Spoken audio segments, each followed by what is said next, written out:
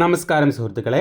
Calicut university FY/UGP second semester commerce management studies വിദ്യാർത്ഥികളുടെ AEC വിനിമയ മലയാളവും വാണിജ്യരചനയും എന്ന പേപ്പറിലെ ഒന്നാമത്തെ അധ്യായം MA ഉമ്മൻ എഴുതിയ കേരളത്തിൻ്റെ സാമ്പത്തിക ചരിത്രം ഒരു സംഗ്രഹം. നമുക്ക് 2 വീഡിയോസിലായിട്ട് ഈ പാഠം കംപ്ലീറ്റ് ചെയ്യാം. ഇത് കുറച്ച് ലോങ് ആണെന്നറിയാമല്ലോ. അപ്പോൾ നമുക്ക് ഓരോ വരിയും വായിച്ച് മനസ്സിലാക്കി പോവാം. അപ്പോൾ ഈ കേരളത്തിൻ്റെ സാമ്പത്തിക ചരിത്രം ഒരു സംഗ്രഹം പറയുമ്പോൾ ഇതിൽ ഹിസ്റ്ററി തന്നെയാണ് മൊത്തത്തിൽ. അപ്പം നമുക്ക് എന്താ പറയുക, അധികം വിശദീകരിക്കാനും കാര്യങ്ങളൊന്നുമില്ല. ഇതിലുള്ളത് അങ്ങനെ തന്നെ പഠിച്ചു പോകാനേ നമുക്ക് പറ്റൂ. എനിവേ നമുക്ക് നോക്കാം. അപ്പോൾ ഇത് തുടങ്ങുന്നതിന് മുമ്പേ തന്നെ പറയുന്നുണ്ട്, കേരള സർക്കാരിൻ്റെ സാംസ്കാരിക വകുപ്പ് 2007 കേരളത്തിൻ്റെ കനക ജൂബിലിയോടനുബന്ധിച്ച് പ്രസിദ്ധീകരിച്ച കനക കേരളം ചരിത്രവും വർത്തമാനവും എന്ന പുസ്തകത്തിന് വേണ്ടി എഴുതിയ ലേഖനമാണിതെന്ന് പറയുന്നുണ്ട്. അപ്പോൾ ഇതിൽ നോക്കുന്നത് കേരളത്തിൻ്റെ സാമ്പത്തിക ചരിത്രമാണ്. അതിൻ്റെ ഒരു സമ്മറി. ഓക്കെ, കേരള ചരിത്രത്തെക്കുറിച്ച് നിരവധി പഠനങ്ങളും ഗ്രന്ഥങ്ങളും ഉണ്ടെങ്കിലും സാമ്പത്തിക ചരിത്രം വ്യക്തമായി രേഖപ്പെടുത്തിയിട്ടില്ല. അല്ലേ? കേരള ചരിത്രത്തെക്കുറിച്ച് പഠിക്കാൻ ഒരുപാട് ഗ്രന്ഥമുണ്ടെങ്കിലും സാമ്പത്തിക ചരിത്രം കൃത്യമായിട്ട് വ്യക്തമായിട്ട് രേഖപ്പെടുത്തിയിട്ടില്ല. ശ്രമകരമായ ആ ദൗത്യത്തിന് ഇവിടെ ഒരുമ്പെടുന്നില്ല. ലേഖകൻ പറയാണ്, MA ഉമ്മൻ പറയാണ്, ഭയങ്കര ബുദ്ധിമുട്ടുള്ള പരിപാടിയാണ് സാമ്പത്തിക ചരിത്രം രേഖപ്പെടുത്തുക എന്ന് പറഞ്ഞു കഴിഞ്ഞാൽ. അതിനിവിടെ ഒരുമ്പെടുന്നില്ല.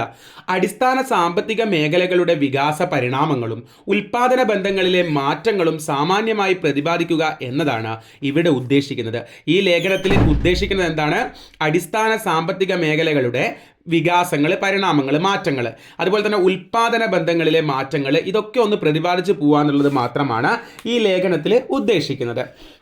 3 ഭാഗങ്ങളായാണ് അധ്യായം ക്രമീകരിച്ചിട്ടുള്ളത്. നമുക്ക് പഠിക്കാനുള്ള ഈ അധ്യായം 3 ഭാഗമായിട്ടാണുള്ളത്. 1, കേരളപ്പിറവിക്ക് മുൻപുള്ള കാലം. പ്രധാനമായും 1500 മുതൽ 1956 വരെയുള്ള കാലഘട്ടമാണ് ഇവിടെ പരിഗണിച്ചിരിക്കുന്നത്. അതായത് 1956 നവംബർ 1 കേരളപ്പിറവി. അപ്പോൾ അതിന് മുമ്പേയുള്ള കാലത്തെ സാമ്പത്തികമായിട്ടുള്ള പുരോഗതി.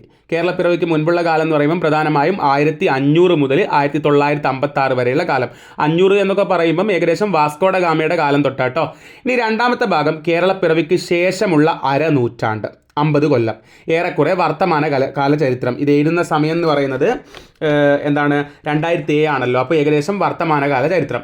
ഇനി മൂന്നാമത് ഭാവിയെക്കുറിച്ചുള്ള പ്രതീക്ഷകളും ആശങ്കകളും. ഇവിടെ എല്ലാം സമ്പത്തിൻ്റെ വളർച്ചയല്ല, മനുഷ്യനാണ് ആത്യന്തിക പ്രമേയം.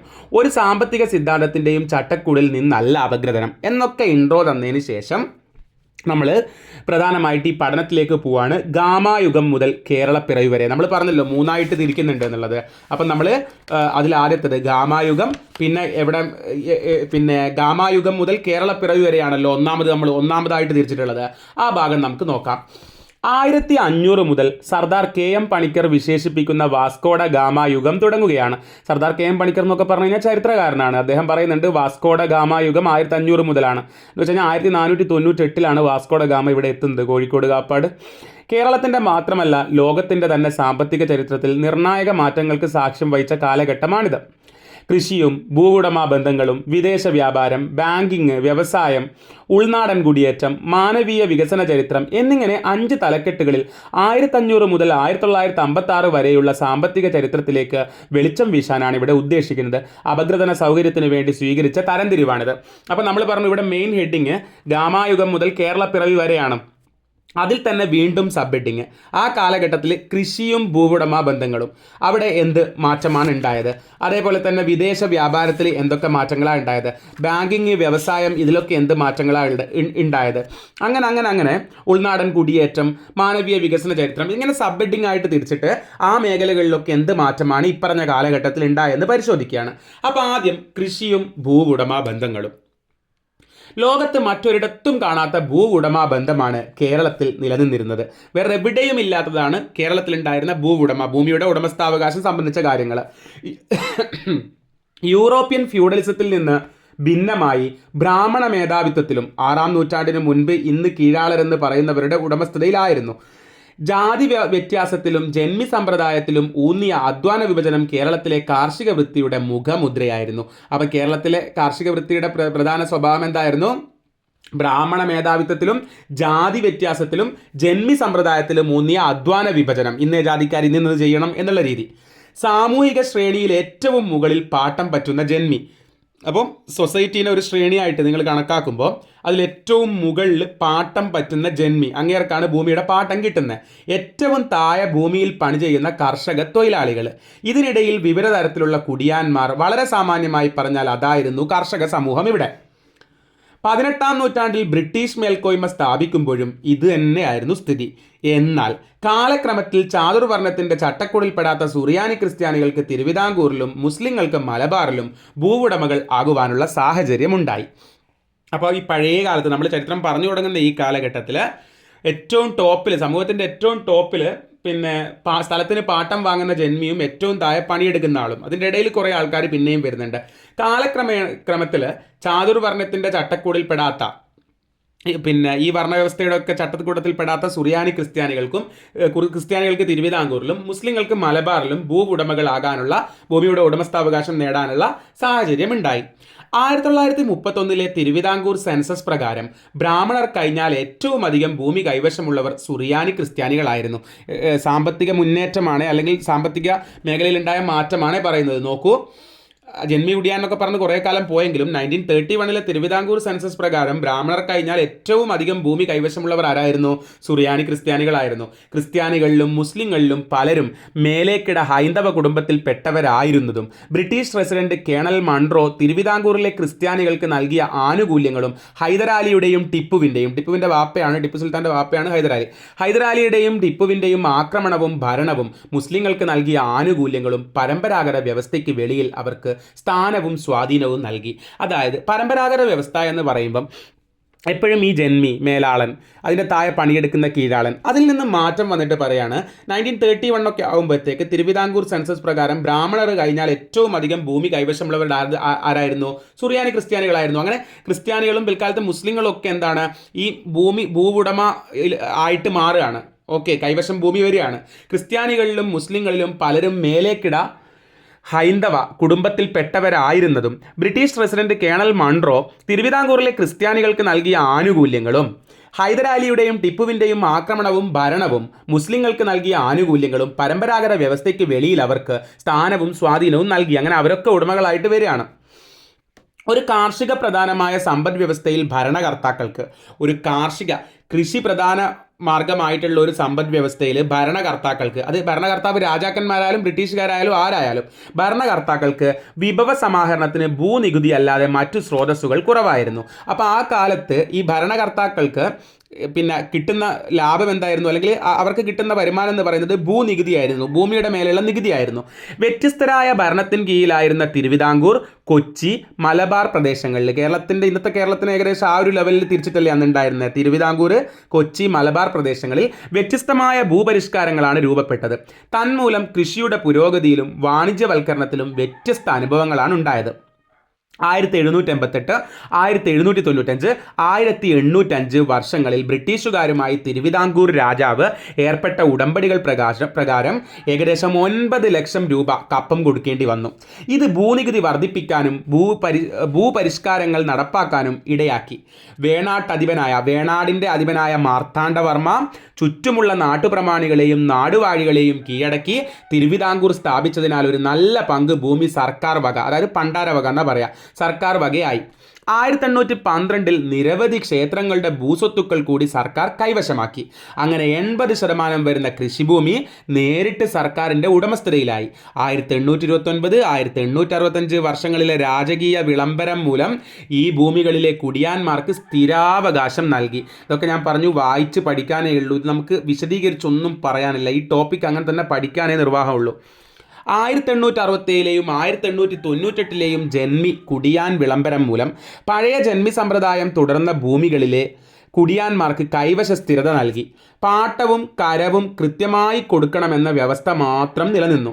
1932 പണ്ടാരവക ഭൂമിയിലെ കൃഷിക്കാർക്കുള്ള സകല അവകാശങ്ങളും ജന്മി ഭൂമിയിലെ മിക്ക കർഷകർക്കും ബാധകമാക്കി. ഭൂമി വാങ്ങാനും വിൽക്കാനുമുള്ള അവകാശം കർഷകർക്ക് ലഭിച്ചു. കൊച്ചിയിൽ ഇത്തരം പരിഷ്കാരങ്ങൾ കുറേ കൂടി വൈകിയാണ് നടപ്പായതെങ്കിലും ഏറെക്കുറെ തിരുവിതാംകൂറിൻ്റെ ചുവട് പിടിച്ചുള്ള പരിഷ്കാരങ്ങളാണ് നടന്നത്. അങ്ങനെയുള്ള ആ മാറ്റത്തെക്കുറിച്ചാണ് പറയുന്നത്. തിരുവിതാംകൂറും മലബാറും ഏകദേശം ഒരേ കാലയളവിൽ വിദേശ കമ്പോളവുമായി ബന്ധിക്കപ്പെട്ടെങ്കിലും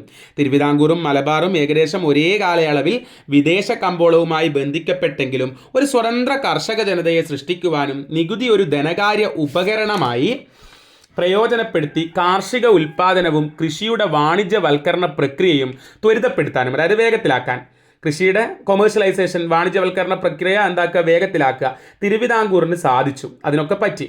നികുതി ഇളവുകൾ നൽകി തരിശു ഭൂമികൾ കൃഷിയിടങ്ങളാക്കി മാറ്റിയത്. തരിശിലൊന്നും കൃഷിയില്ലല്ലോ, പക്ഷേ നികുതി ഇളവുകൾ നൽകി നികുതിയിൽ ഇളവ് കൊടുത്തിട്ട് തരിശു ഭൂമികൾ കൃഷിയിടങ്ങളാക്കി മാറ്റിയത് മാത്രമല്ല, സമുദ്രനിരപ്പിന് താഴെ സ്ഥിതി ചെയ്യുന്ന കായലുകൾ നികത്തി ഏതാണ്ട് 70,000 ഏക്കർ ഭൂമി കൃഷിയിടമാക്കുകയും ചെയ്തു.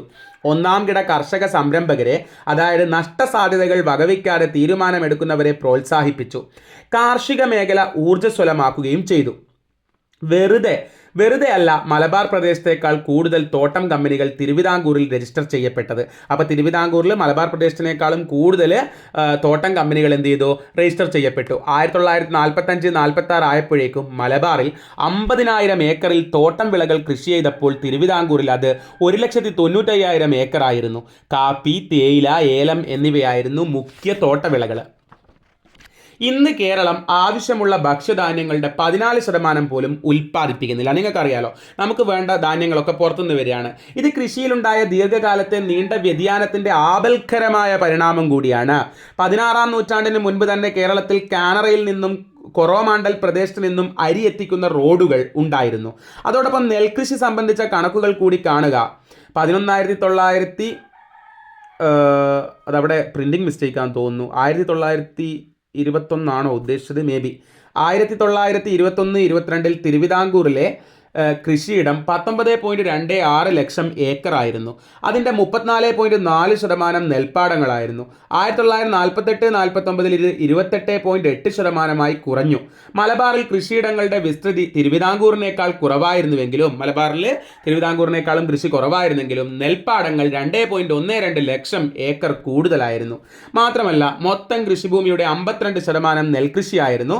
1948-49 ഇത് 45% കുറഞ്ഞു. ശക്തമായ കടും കൃഷിയിലൂടെയും ഭൂവിനിയോഗ നിയന്ത്രണങ്ങളിലൂടെയും ഫലവത്തായ ഭക്ഷ്യസുരക്ഷാ നടപടികൾ നടന്നില്ലെന്ന് വ്യക്തം. അങ്ങനെ ആ ഭാഗം അവിടെ അവസാനിപ്പിക്കുകയാണ്. ഞാൻ ആദ്യം പറഞ്ഞതുപോലെ തന്നെ ഇത് ഞാൻ പറഞ്ഞു, ഇതിലുള്ള വരിയേക്കാൾ ഒരു പോയിന്റ് പോലും അധികം പറയാനില്ല. നമുക്കിത് ലിറ്ററേച്ചറും അല്ലല്ലോ, നമുക്ക് നമ്മുടേതായ ഒരു ഭാഗം പറയാനോ അതിനൊന്നുമില്ല. ഇതിങ്ങനെ തന്നെ പഠിക്കാനേ നിർവാഹമുള്ളൂ. ദെൻ വിദേശ വ്യാപാരം. നവലിബറലിസത്തിൽ കയറ്റുമതി ഉന്മുഖ സാമ്പത്തിക വളർച്ചയ്ക്ക് വലിയ സ്ഥാനം നൽകുന്നുണ്ട്. വിദേശ കമ്പോളം വിപുലമാകുമ്പോൾ കൂടുതൽ ആഭ്യന്തര ഉൽപ്പന്നങ്ങളും വരുമാനവും തൊഴിലവസരങ്ങളും വിദേശ നാണയ ശേഖരവും ഉയരുന്നതാണ് ഈ സിദ്ധാന്തത്തിൻ്റെ കാതൽ.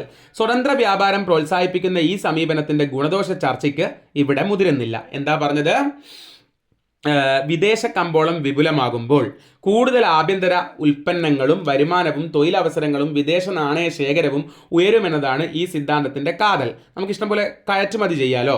യെസ്, സ്വതന്ത്ര വ്യാപാരം പ്രോത്സാഹിപ്പിക്കുന്ന ഈ സമീപനത്തിൻ്റെ ഗുണദോഷ ചർച്ചയ്ക്ക് ഇവിടെ മുതിരുന്നില്ല.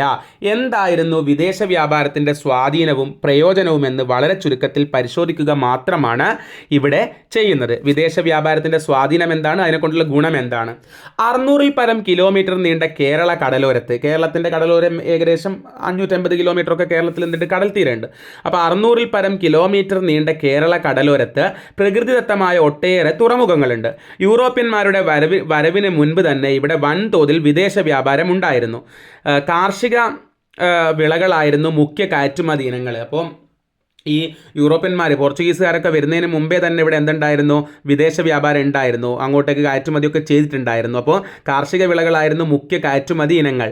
തുറമുഖങ്ങളെ ബന്ധിക്കുന്ന ഉൾനാടൻ ജലഗതാഗത സൗകര്യങ്ങൾ, തുറമുഖങ്ങളെ പരസ്പരം ബന്ധിക്കുന്ന ഉൾനാടൻ ജലഗതാഗതം, വാട്ടർ ട്രാൻസ്പോർട്ട് സിസ്റ്റം, തുറമുഖങ്ങളെ ബന്ധിക്കുന്ന ഉൾനാടൻ ജലഗതാഗത സൗകര്യങ്ങൾ അന്തർദേശീയ വ്യാപാരം, ഇൻ്റർനാഷണൽ ട്രേഡ് സുഗമമാക്കിയിരുന്നു. ചൈനയുമായും മലയുമായും പശ്ചിമേഷ്യയുമായും വ്യാപാരം ചെയ്യാൻ പാകത്തിലുള്ള ഭൂമിശാസ്ത്രപരമായ കിടപ്പ് മധ്യകാലത്തും യൂറോപ്യന്മാരുടെ വരവിന് ശേഷവും കേരളത്തിന് അന്തർദേശീയ ഭൂപടത്തിൽ ഒരു നല്ല സ്ഥാനം നേടിക്കൊടുത്തിരുന്നു. അങ്ങനെ പണ്ടേ നമ്മൾ വിദേശ വ്യാപാരത്തിൽ ഉണ്ടായിരുന്നു എന്നുള്ള ചരക്കുകളുടെ വെച്ചുമാറ്റ സമ്പ്രദായം, ബാർട്ടർ സിസ്റ്റം ഉണ്ടല്ലോ, ഒന്നങ്ങോട്ട് കൊടുത്ത് പകരം വേറത് വാങ്ങാം. ഇന്ത്യയുടെ ഇതര ഭാഗങ്ങളിൽ നിലനിന്നപ്പോൾ കേരളം അതിവേഗം നാണയ സമ്പ്രദായത്തിലേക്ക് നീങ്ങുകയായിരുന്നു. അതായത് നമ്മളിപ്പോൾ ഒരു ചരക്ക് കൊടുത്ത് കഴിഞ്ഞാൽ നമുക്ക് പൈസ അല്ലേ കിട്ടുക, അല്ലാണ്ട് മുമ്പ് ചരക്കുകളുടെ വെച്ച് കൈമാറ്റം, ഞാനൊരു കിലോ തക്കാളി അങ്ങോട്ട് തരുമ്പോൾ 1 കിലോ ഉള്ളി തിരിച്ചു തരിക. പക്ഷെ നമുക്ക് അങ്ങനെയല്ലല്ലോ, തക്കാളി കൊടുക്കുമ്പോൾ അതിന് പൈസ അല്ലേ. അതായത് ആദ്യകാലത്തെക്കുറിച്ച് പറയാം കേട്ടോ. അപ്പോൾ ചരക്കുകളുടെ വെച്ച് മാറ്റ സമ്പ്രദായം, ബാർട്ടർ ഇന്ത്യയുടെ ഇതര ഭാഗങ്ങളിൽ നിലനിന്നപ്പോൾ കേരളം അതിവേഗം നാണയ സമ്പ്രദായത്തിലേക്ക് നീങ്ങുകയായിരുന്നു. നാടുവാഴികൾക്കും വ്യാപാരികൾക്കും മിച്ചമൂല്യ സമാഹരണത്തിന് അത് സഹായകമായി.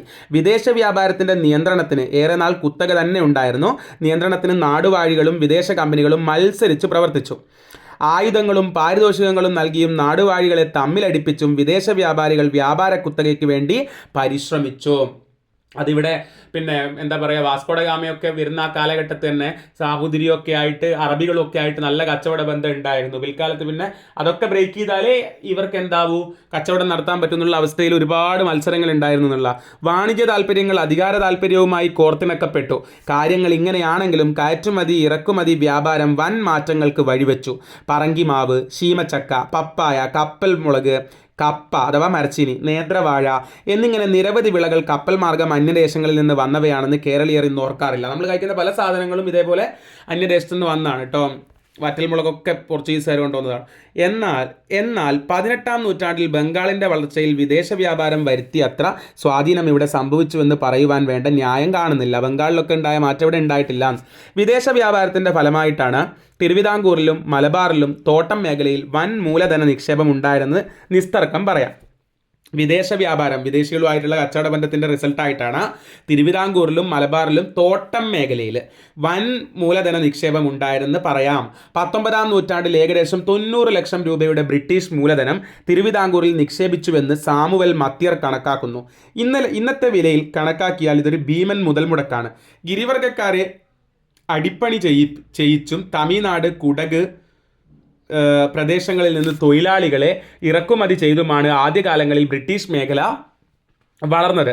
കാടുകൾ ലേലം ചെയ്ത് ബ്രിട്ടീഷുകാർക്ക് നൽകാൻ മുൻകൈയെടുത്തത് തിരുവിതാംകൂർ സർക്കാരായിരുന്നു. പിൽക്കാലത്ത് തദ്ദേശീയ മൂലധനവും തോട്ടം മേഖലയിലേക്ക് ഒഴുകി. ഒരുപക്ഷെ വനം കയ്യേറ്റത്തിൻ്റെ തുടക്കം ഇവിടെ ആരംഭിക്കുന്നു. ഓക്കെ, ഫ്യൂഡൽ സമ്പ്രദായത്തിൽ നിന്ന് മുതലാളിത്തത്തിലേക്കുള്ള ശക്തമായ നീക്കം വിദേശ വ്യാപാരം മൂലമാണ് സംജാതമായത്. വ്യാപാര വളർച്ചയും ബ്രിട്ടീഷ് മൂലധനത്തിൻ്റെ ഒഴുക്കും ചിട്ടി, കുറി, ധനകാര്യ സ്ഥാപനങ്ങളിൽ കുടുങ്ങി നിന്ന കേരളത്തെ ബാങ്കിംഗ് വ്യവസായത്തിലേക്കും ജോയിന്റ് സ്റ്റോക്ക് കമ്പനികൾ തുടങ്ങുന്നതിലേക്കും ഒക്കെ ആകർഷിക്കാൻ പ്രേരണ നൽകി.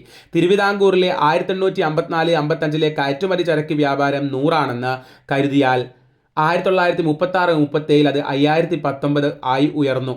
ഇക്കാലത്ത് തിരുവിതാംകൂറിന് വൻ വ്യാപാര മിച്ചമുണ്ടായിരുന്നു. ചുരുക്കി പറഞ്ഞാൽ മുതലാളിത്തത്തിൻ്റെ വളർച്ചയ്ക്ക് വേണ്ട ഒത്തിരി ഘടകങ്ങൾ നിലവിലുണ്ടായിരുന്നുവെന്ന് കാണാൻ വിഷമമില്ല.